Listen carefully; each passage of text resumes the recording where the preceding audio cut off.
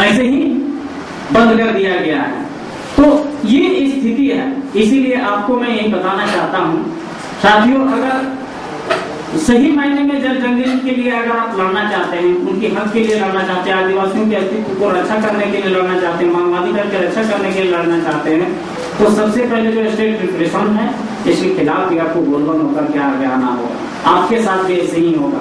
आप कानूनी दायरे में कर रहे हैं, लेकिन आज तो यहाँ तक पुलिस बोल रही है कि वकीलों का भी संगठन माओवादियों को खड़ा कर दिया। तो अगर आप लड़ेंगे माओवादियों का केस को लड़ेंगे तो आपके साथ भी ऐसे ही होगा। इसके लिए आपको भी सामना करने के लिए तैयार होना होगा। वकील नहीं लड़ेगा, कानूनी रूप से उनको मदद नहीं करेंगे, लड़ेंगे नहीं, क्योंकि भारत के एक नागरिक हैं और एक संविधान है, संवैधानिक अधिकार मिला हुआ है हर लोगों को, उनके लिए वो कर रहे हैं, वही का वकील कर रहे हैं, उनको भी आज नक्सली संगठन कहा जा रहा है। तो ऐसे स्थिति में आप क्या सोचेंगे? क्या आप तो उसके लिए अपना पैसा को छोड़ देंगे कि स्टेट के खिलाफ भी लड़ेंगे? निश्चित तौर पर स्टेट के खिलाफ आपको लड़ना होगा, संघर्ष करना होगा। आज शुरुआती पहल जो है, इस तरह का जो पहल है, इसमें मैं यही कहना चाहता हूँ, मेरी गिरफ्तारी के बाद से रिहाई तक जो लोग सामाजिक कार्यकर्ता और वकील लोग भी जो संघर्ष किए हैं, लड़े हैं, अपना कानूनी दांवपेच जो करना था इसके लिए वो किए, प्रयास किए। अपर्णा को बेल कराने के लिए, जेल से बाहर निकालने के लिए जो HRL वाला भी इसमें पहल किए हैं, उनके द्वारा ही बेल फाइल हुआ, जिसके चलते आज बाहर आई है। तो ये बहुत ही एक अच्छा पहल है, अच्छा कदम है। मैं यही कहना चाहता हूँ, आपको बार बार स्टेट कहेगी कि नक्सलियों का समर्थक है, नक्सलियों का एक संगठन है, आपको बार बार कहेंगे, आपके साथ स्टेट रिप्रेशन होगा, दमन होगा, हर तरह से आपके साथ जुल्म होगा। आपको इस कठिन परिस्थिति में भी आपको लड़ना होगा, संघर्ष करना होगा। तब सही मायने में जल जंगल के लिए, जमीन के लिए जो लड़ रहे हैं उनको आप रक्षा कर सकते हैं, मानवाधिकार की रक्षा कर सकते हैं। अन्यथा ये सेमिनार और बोलने से ये रक्षा नहीं हो पाएगा, इसके लिए लंबी लड़ाई लड़नी होगी। मैं उम्मीद करता हूँ कि लंबी लड़ाई लड़ने के लिए आप युवा और जितने भी एडवोकेट हैं जो आप तैयार हैं और सोच रहे हैं, तो सोच को साकार रूप देने के लिए भी आप तैयार हैं। इन्हीं शब्दों के साथ डॉक्टर भी जवाब।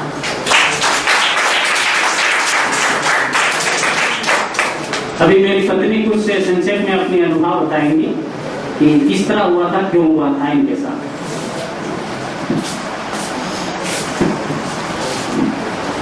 सभी HRLN कार्यक्रम में उपस्थित सभी साथियों को मेरे ओर से जोहार। साथियों, खासकर मैं मेरे बारे में बताना चाहती हूँ, क्योंकि मैं जब से मेरे पति जितेंद्र राणी की फांसी की सजा हुई, तब से मैं पूरा जोशों के साथ रांची शहर में आए। उसके पहले भी आए थे, इनके साथ कुछ लोगों से ही परिचित थे, पर इनका मौत की सजा हुई। इसके बाद से जब आने लगे जो ह्यूमन राइट्स के साथ लोग और भी लोग हमसे संपर्क किए, और उन्हीं के माध्यम से बहुत लोगों के साथ मैं परिचित हुई। और उसी समय से मैंने और शहर रांची सहित दिल्ली या कोलकाता या हैदराबाद इनकी मौत की सजा हुई, तभी मैं शहर में ज्यादातर घूमी और इनकी रिहाई के लिए आंदोलन में भूमिका लिए। तब इससे अंतिम में अपने ही बताए जो ये जब निकालने वाले ही थे, तभी मैं एक कार्यक्रम था हैदराबाद में, वहाँ हमको बुलाया गया था कि पति जेल में रहने के चलते जहाँ भी कार्यक्रम होता था इस रूप से हमको बुलाया गया, और उस तरह जहाँ बुलाया हम वहाँ उपस्थित होकर अपनी जो समस्या बीत रही है और पति पर जो दमन हो रही है, इसके बारे में मैं खुल करके कहीं भी जा करके मैं अपनी बात करती। बस जिस दिन मैं हैदराबाद जाने के लिए ट्रेन बैठ रही थी हटिया स्टेशन में, तभी हम लोग को गिरफ्तार कर CRPF के कैंप में लाया जाता है और वहाँ पूछताछ कर रहा है कि तुम लोग कहाँ जा रहे हैं। हम लोग बोल दिए हम लोग हैदराबाद में कार्यक्रम है, वहाँ हम लोग को बुला रहा है, वहाँ जा रहे हैं। तो ऐसा करके क्या कार्यक्रम है, जेल में बंद है राजनीतिक बंदियों का, तो मेरे पति भी जेल में बंद है, इसलिए हमको बुलाया है अपना समस्या बात रखने के लिए मैं जा रही हूँ। तो इस रूप से कहा, तो नाम सबको, हम लोग 4 साथी थे, 4 में सबको को नाम पूछ लेता था, बाद में आपको पूछता था। मैं ये सब बोलती, मेरा नाम अपर्णा मार्डी और नाम करते हुए हमको पूरा दबाव दे रहा था। तू बता, सच सच बता, हम लोग जो जानते हैं वो तुम बता, तुम्हारे राहत होगा। तो हम बोले मेरा नाम एक ही नाम है, अपर्णा मरांडी, इसके सिवाय कुछ नहीं है। मैंने अपर्णा मरांडी के अलावा जो वोटर आईडी कार्ड में जो गाँव था में पहले ही सर्वे हुआ था, जिसके कारण अपर्णा देवी लिखा गया था वोटर आईडी कार्ड में, तो इसके आईडी कार्ड में देवी है, तो गाँव में हमको अपर्णा देवी बोलता है। लेकिन जो राजनीतिक रूप से हर जगह में हमको अपर्णा मरांडी करके जानता है सब लोग। तो इसी बात हम बोले तो नहीं, और नाम है, तुम नहीं बता रही हो, तुम्हारा नाम संतोषिनी है, तुम दुमका से काब आई है, दुमका में तुम रहती है, दुमका से काब आई है। इस रूप से हमको दबाव देते रहा, तुम संतोषिनी हो, नहीं बताती है। तो हम बोले नहीं है, मेरा नाम संतोषिनी है ही नहीं है, तो कैसे बोलेंगे हम? तो बोला सच बताओ, सच सही बताओ।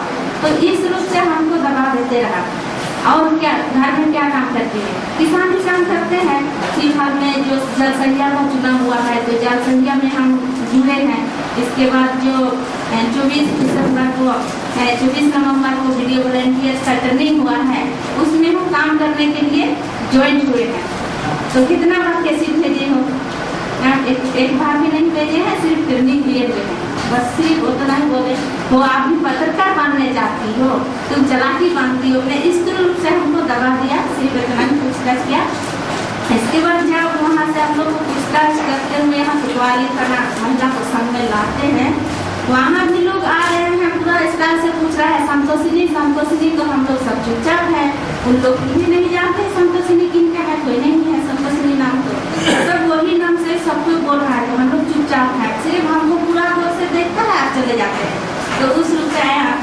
जब 9 तारीख रात हो रहा है, तो उस दिन मैंने बड़े से बोला साहिब आया है, अब कौन सा था हमको उतना पता नहीं था, तो उनके सामने हमको बुलाया। तो वहाँ देखे हम काठी कुंड लिखा हुआ है, उसमें संतोषिनी लिखा हुआ है, मंजली लिखा हुआ है, उसमें हमको साइन करवाता है। और पूछताछ नहीं, सिर्फ उसी दिन पूछताछ किया। इसके बाद वहाँ जब वहाँ सिग्नेचर करवा रहा था, हम बोले सर मेरा नाम संतोषिनी नहीं है, अपना नाम हम दुमका से गए हैं, हाँ काठी कुंड देखे हम कुछ भी नहीं है, मंजली भी मेरा नाम नहीं है, इसलिए हम सिग्नेचर नहीं करेंगे। ऐसे हम बोले नहीं करेंगे सिग्नेचर। तो उन लोग बोला अगर नहीं करेगी तो तुम्हारा नाम लिख दो, अगर तुम्हारा नाम नहीं है इसमें तो तुम्हारा नाम लिख दो।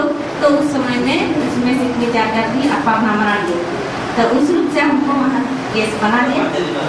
हाँ, अपर्णा देवी मराठी कोर्ट में लिखे थे, तो अपर्णा देवी वोटर आईडी कार्ड में था, तो इसलिए अपर्णा देवी मराठी कर दिए।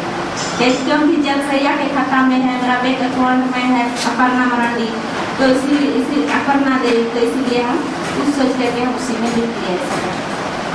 तो इस रूप से हमको फंसाया।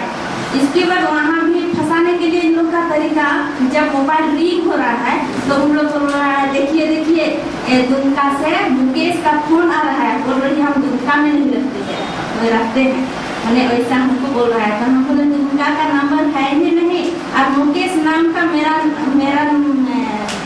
मोबाइल में नाम है ही नहीं। नंबर था वीडियो वॉलंटियर्स का एक लड़का का देवघर का था मुकेश नाम से। तो लेकिन इस रूप से हमको वैसा ही बताया। इसके बाद बोल रहा है हाँ तू हैदराबाद तो मुकेश के साथ नहीं गई थी, तो हम हैदराबाद गए ही नहीं है वैसे टीम के साथ या ज़्यादा संख्या लेकर के, सिर्फ हम गए हैं तो एक भी गए हैं, साथ में एक समुद्र गया था, इसके अलावा कोई नहीं। तो इस रूप से मैंने हमको दबा देते रहा। अंतिम में जो 10 तारीख यहाँ कोर्ट में पेश करने के बाद वहाँ 10 तारीख रात को मुफासिल थाना दुमका में रखा। तो वहाँ रखने के बाद भी वही पूछ रहा था तुम सही बताओ दुमका में रहती है कि नहीं, तेरा नाम संतोषिनी है कि नहीं, तुम मुकेश को जानती है कि नहीं।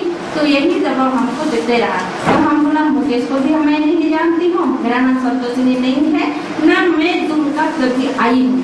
तो इसलिए अगर तू सच बोलती हो, तुम झूठ बोल रही हो, मैंने इस रूप से हमको मैंने कसम खिलवाया बच्चा से। तो हम कसम खा लिए हम दुमका कभी नहीं आए हैं, मेरा नाम संतोषिनी मेरी है। तो इस रूप से कहा तुम सच नहीं बता रही हो, हम लोग साफ जानते हैं तुम झूठ बोल रही हो, तुम दुमका में रहती हो। मैंने ये नहीं तुम दुमका में रहती हो, तुम झूठ बोल रही हो, हम लोग सब जानते हैं। तो इसी तरह करके हमको उन लोग को ना अब तुम संतोषिनी के नाम से जेल जाएगी। तो आप लोग का मर्जी, आप लोग जेल भेजे।